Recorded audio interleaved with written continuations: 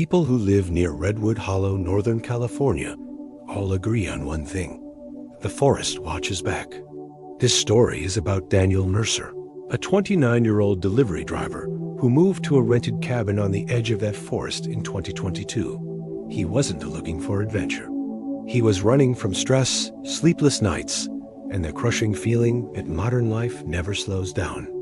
What he didn't know was that something in the trees had already noticed him, and it wasn't human.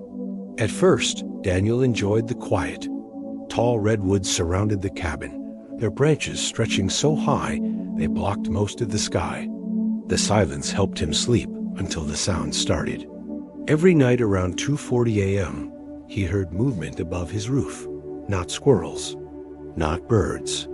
Heavy movement. Slow shifting weight. Like a man carefully stepping from branch to branch. Daniel told himself it was wind, but the trees never moved when the sound happened. Then one morning, he found muddy fingerprints on his bedroom window. They were smeared vertically, as if someone had pressed their hands against the glass from above 8 feet off the ground. Neighbors brushed it off. Probably a drifter, one said. Homeless folks hide in the forest sometimes. But Daniel knew better, because some mornings when he stepped outside, he saw footprints around the cabin, bare footprints leading to the trees. Never away. Daniel's biggest pain wasn't fear. It was not being believed. Lack of sleep made him irritable. He started missing deliveries. He stopped answering calls. All he wanted was proof, something to tell himself he wasn't losing his mind. So he installed motion cameras, one facing the cabin, one aimed upward into the trees. For 2 nights, nothing happened. On the 3rd night, at exactly 2:41 a.m., every camera activated at once. The cabin camera showed Daniel sleeping peacefully inside. The tree camera showed something else. A man-shaped figure crouched unnaturally high in the branches. Too thin, arms too long, skin pale and stretched tight, reflecting moonlight. It wasn't climbing. It was standing, balanced on a branch that should never have supported that weight. The figure slowly turned its head toward the camera and smiled. Daniel didn't see the footage until morning. By then, he was already marked. That night, the sounds came closer than ever, scraping wood, bending branches, breath so loud it vibrated the walls. Then the whispering started. Not words, his name. Daniel.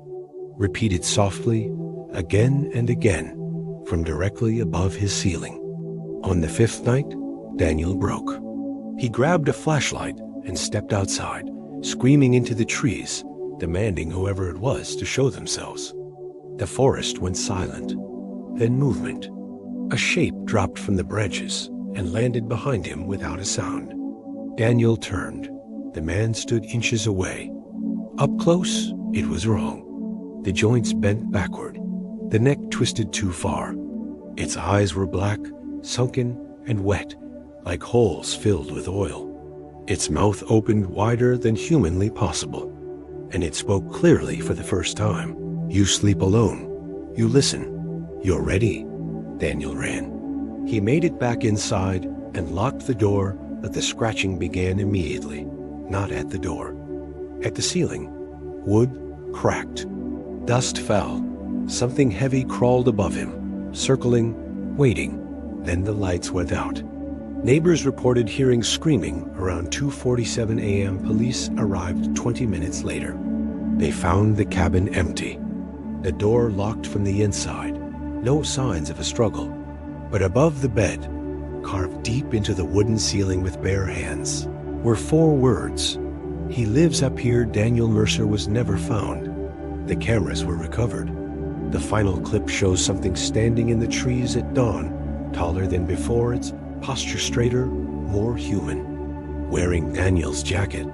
Locals say that sometimes, if you walk near Redwood Hollow at night, you'll see a man watching from the branches, still, patient, waiting for someone who sleeps lightly. If you want to listen more real horror stories like this, please like, share, and subscribe. Your support inspires us to collect more real stories and bring them to you.